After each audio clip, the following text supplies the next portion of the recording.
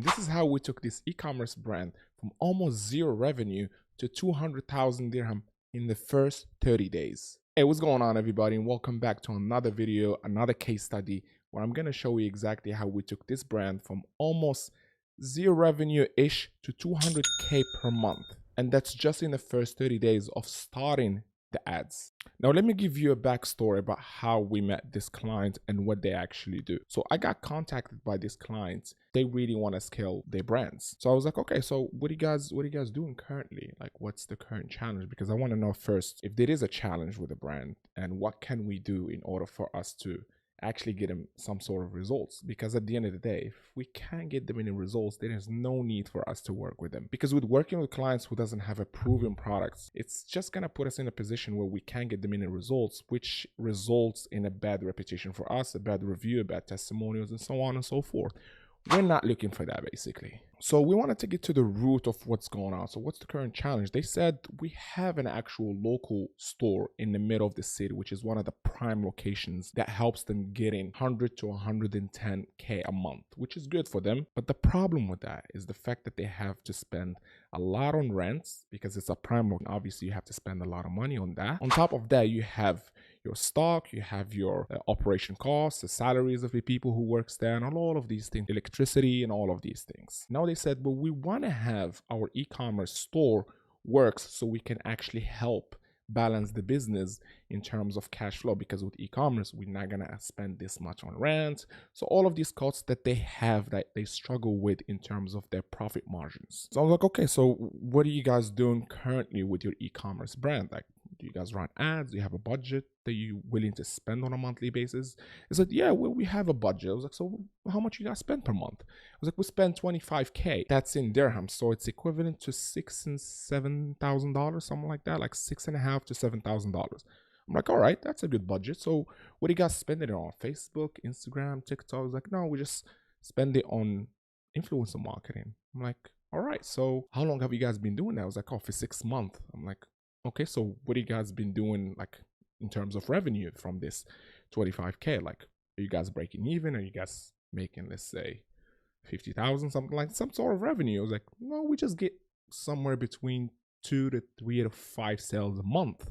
I'm like, so you're spending 25K and you're getting 3 to 5 sales a month. I was like, yeah. So I was like, are you guys breaking even? I was like, no, we don't break even. So we hardly make 15,000 to 20,000. We don't even make 25,000 to bring back that cost. And mind you, if you have worked with influencers before, or you do, you actually understand the hassle of finding new influencers every month and then dealing with them in terms of like negotiating pricing. This is what you need to post, the script that they have to use, along with how they should explain the product. There is so much things that comes down into working with influencers. If you don't know how to work with them, you're basically burning that money into these people, just hoping they will be the best salespeople for your brand. And we have seen that happens many times with big brands that we work with, where they just want to like burn some cash here and there with some influencers.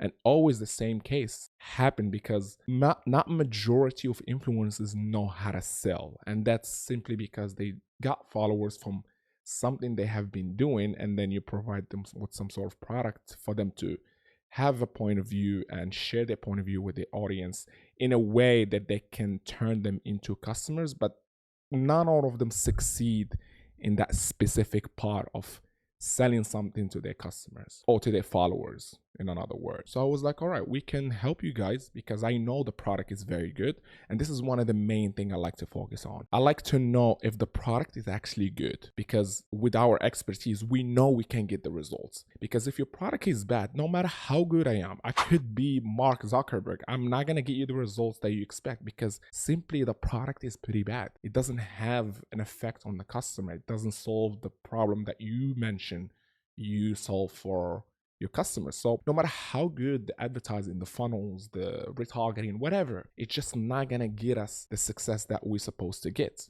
With this case, the product was great. It's high ticket, amazing. Some people don't stay away from high ticket products because they feel like the conversion is pretty hard to get. But if you have a good strategy in place, people will convert, because it's not about the price. It's about the value you're providing to your customers. And for them, the price doesn't look like it's too much, because the value outweighed the price. So they feel like they're getting a cheaper deal.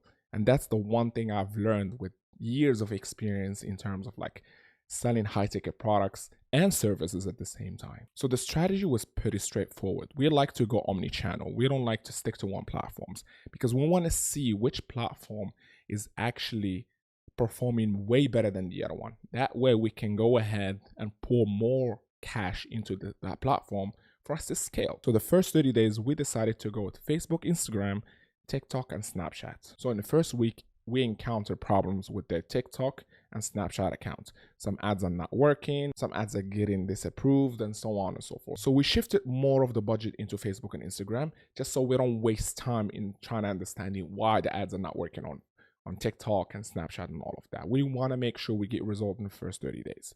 So that's number one. Now, based on the creatives that we have got from our clients, it was enough for us to launch the first top of funnel and bottom of funnel. We didn't have time to launch middle funnel simply because we don't have enough data. The actual brand doesn't have a seasoned pixel. So we kept it simple.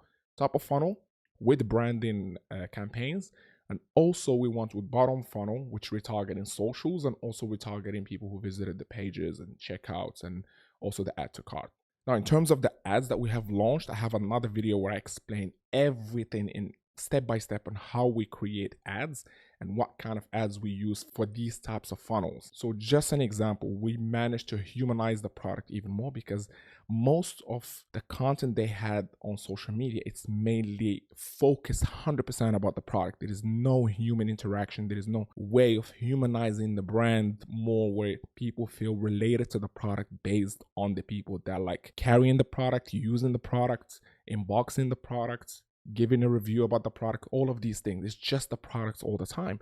So we shifted that approach into having more people talk about the product in like a review type of video. Then we've had the unboxing video, which is one of our best performing videos for many brands, not just this one. So this is why I'm telling you, like, there's a whole video down below that I have linked which explain all of these types. So we've done, as I said, product focus ads, testimonial video ads, and also we have done the founder video ad, which is basically the founder speaking to a camera, explaining the process of making the product, how long it takes, the passion that made him start this product. And it's just more of a branding ad than an ad that actually turns them into a customer. However, the key element that we play here is the trust. We want to build the trust from a prospect to the brand in order for them. So when they see another ad, they're like, all right, this is the brand that's owned by X, the guy.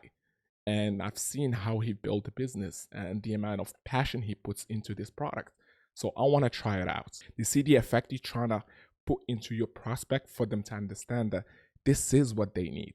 And this is the people behind it. Because at the end of the day, people buy from people. They don't buy from logos and brands. And you want to make sure you always humanize your brand to a point where people feel like they are familiar with you. They are almost friends with you.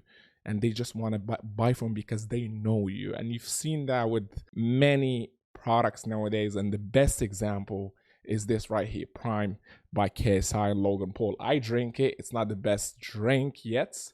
However, it's just the fact that I watch these guys pretty much all the time, and I'm kind of like fan of the growth and the success they have. So I feel related to that product, if that makes sense. And this is normal. Like, it's a human behavior. Like, you buy Jordan shoes to play basketball because you feel like Jordan. Or same thing with Kobe's, and same thing with the LeBron's shoes. And it's the same thing with a lot of brands and a lot of products. So with all these ads, we started driving traffic straight to the best selling products because we don't want to test any products yet because we don't have enough data to understand which one would perform well. So we just asked a simple question to the owners. Listen, guys, what are the best top selling products that you guys have here? So they said, well, we have this 5 products. This is our bread and butter for us. That's what keeps the business running. I was like, all right, sure.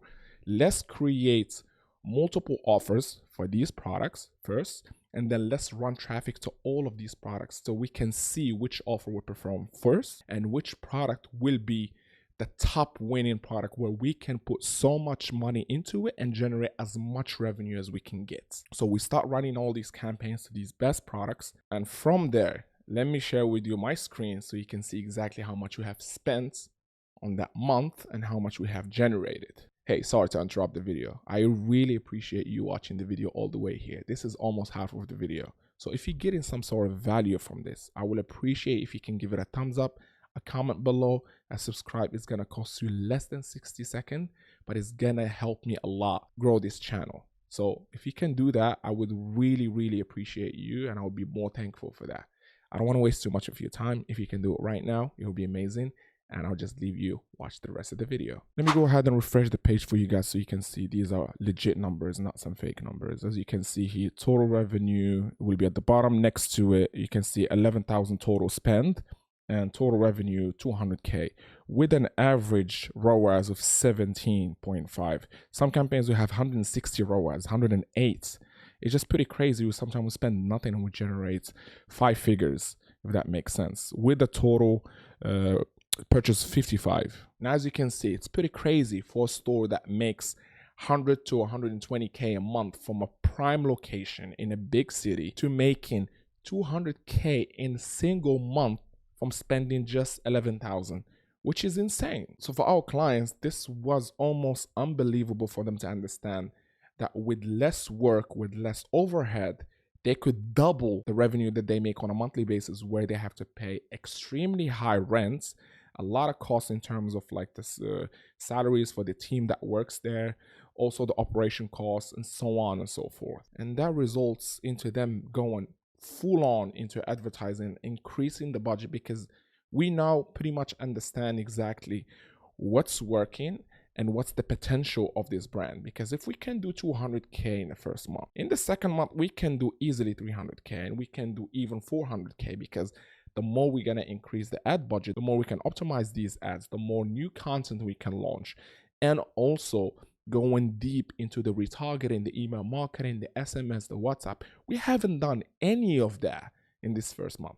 We literally just went ahead and placed one of our winning strategies that we use for ads in order for us to understand, is there a potential for this brand to scale, or is this just basically where they're gonna be for the rest of their life? Because there are some brands that they will never scale.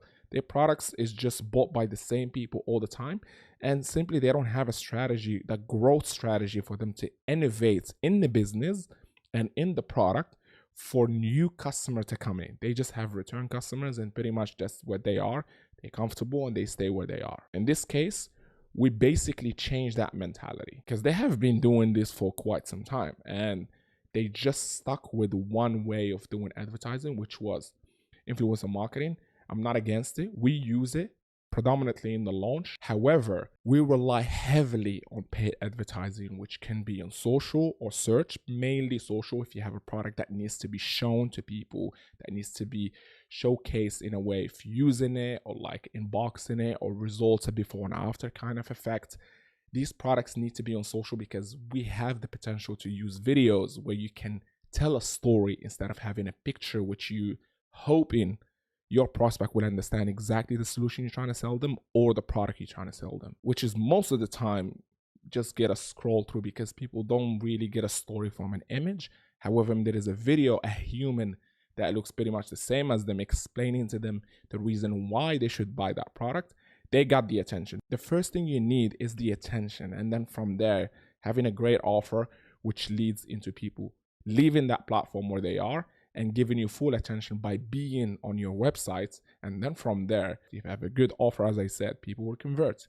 It's a matter of having an irresistible offer, where I speak about it all the time, that makes people feel so stupid to say no to your offer. Now, before I end this video, I want you to understand one thing. If you are in a position where you feel like you have tried some sort of a way of doing ads or doing promotions and it's not working for you, it's not always the way you're doing it, and it's not always that specific way of doing it. I know it might sound a little bit twisted for you, but sometimes you could be doing Facebook ads and your product can be sold on Facebook. But the fact that you don't know how to do it, it makes you feel like, oh, Facebook is not working. But again, like this case, these people, they don't know what Facebook ad is, or they don't even believe in Facebook ads or TikTok or any of these platforms. They just feel like we're just gonna burn cash there and we never get any results. But the case was different. They were burning more cash on influencer marketing because some guru told them people buy from people, and they thought that's the only way they can get people to purchase from them, by having influencers with followers real followers, they said, I'm not going after this, that they're going to get some sort of results. It's not. The strategy is pretty simple. Make sure you always have an omni-channel. You don't want to be running ads in one specific part. Run it in multiple channels for you to understand where you're actually making more money. Because if you only rely on one source of advertising or paid traffic, you don't know where the opportunity can be, because you literally are just narrow-minded to one part and you just want to get it work. It just has to work. And sometimes business is not like that. You want to make sure, you want to give your business the freedom to expand, to test multiple things and try multiple things for you to see, okay, this offer with this kind of creatives, with this product works in platform A. And offer number 2 with this creative, with this kind of services or product, work on platform B. And this is very important because we have some brands that we only advertise on Snapchat, which is, for me, one of the boring platforms. I don't even have a Snapchat, but it's simply because it works so good and the ROAS is through the roof. So it's just a matter of you being open-minded about expanding the business and trying multiple things in the early stage for you to understand what works for you in order for you to scale. There is no way you're gonna scale your business if you don't know where you have the problem. And sometimes can be ads, sometimes can be your funnel, sometimes can be your product.